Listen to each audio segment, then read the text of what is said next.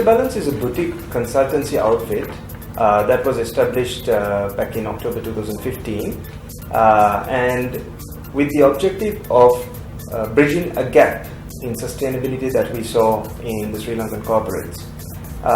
And therefore, our objective was to enable Sri Lankan corporates practice sustainability the way global organizations practice.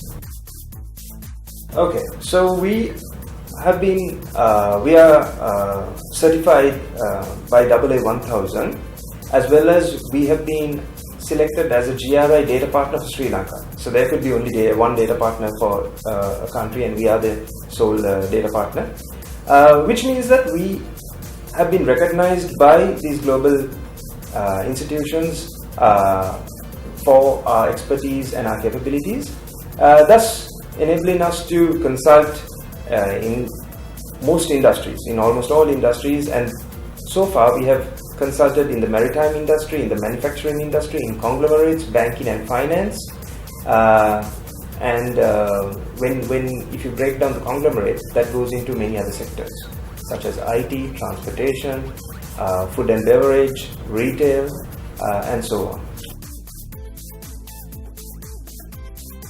So I think here what we bring to the table is actually a management process. We believe that sustainability shouldn't only be curtailed to sustainable initiatives, but actually to encompass a management process. Because in any organization where sustainability is actually entrenched, we see that sustainability has to be akin or aligned with its other processes, like from an HR process to an IT process to a procurement process. It is ultimately a process that runs within an organization. So our USP is actually to bring sustainability as a management process into an organization. Yes, having your sustainability initiatives is good, and that will absolutely take a company to a next level. But we believe that putting that management process in place will actually leapfrog from where you are to a much different level, because even in the event of, say, key personnel leaving or the operations changing, there is a plan, do, check, act theory or methodology that will allow sustainability to actually be sustainable.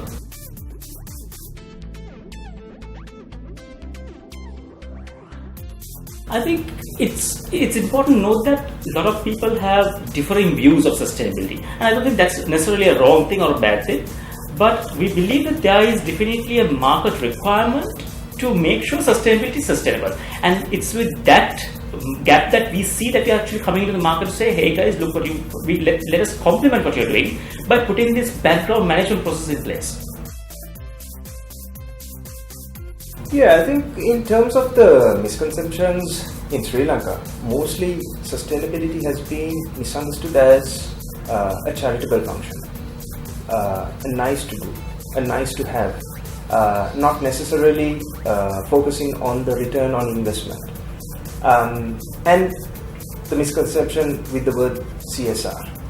So this is a challenge for most sustainability practitioners, especially in Sri Lanka, because while sustainability is, as Chulendra mentioned, more of a business process aligned to your strategy and your value chain, the progression in these aspects have been curtailed or been stifled because of sustainability considered by most as a CSR activity.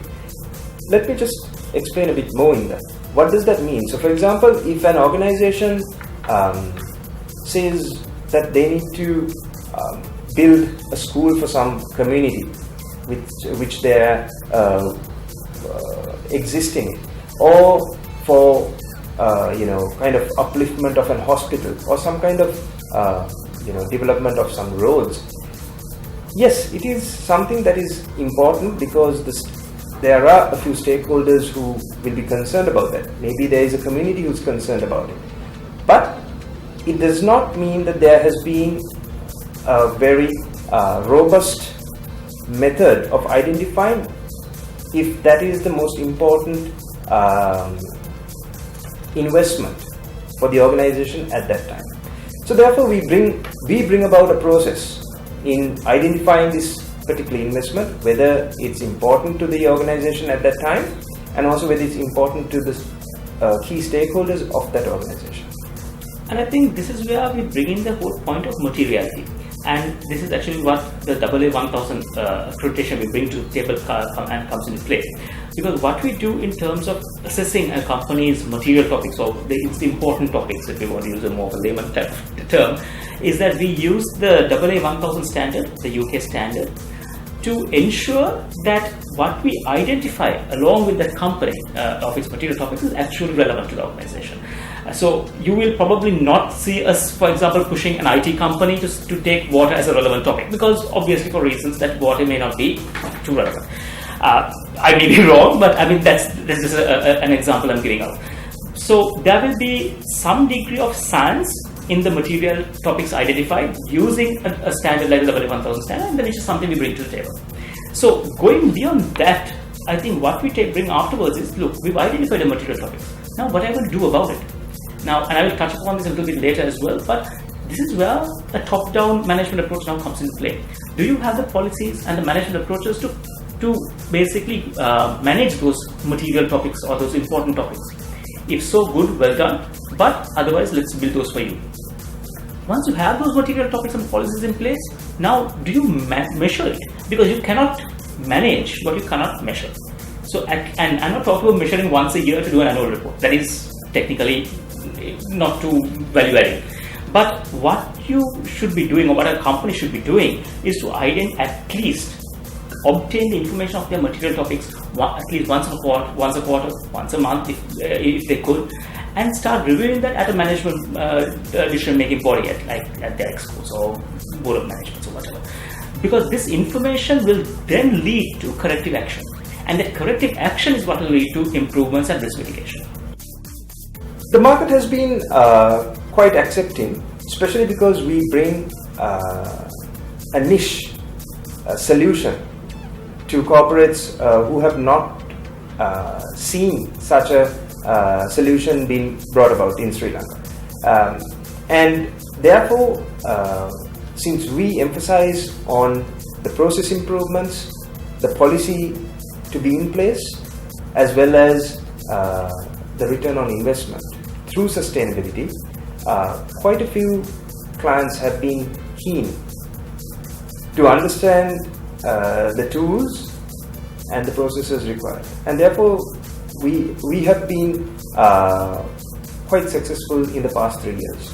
I think it's important to probably mention at this point that for a corporate to take on sustainability, there has to be a benefit, a return on investment, like Charith mentioned. So what is the return on investment? That return on investment for any sustainability process that is put in as a management process is where you will see cost reductions, is where you will see risk, the risk reducing in your company. You will see where new business development areas open up. So these are and when I say new business development, it also includes innovation as well. So these are the areas that you will actually start seeing value. Well, I think consolidation, growth in Sri Lanka is paramount, but I think it doesn't really preclude us from looking overseas as well. Definitely looking at opportunities of enhancing our footprint, both locally and globally. May I say regionally to start with, and then globally. And we kind of benchmark ourselves with quite a few other global players in the sustainability consultancy sphere. And with that, I think we are quite optimistic, and we hope to kind of grow this particular business in the coming years. Thank you. Thank you.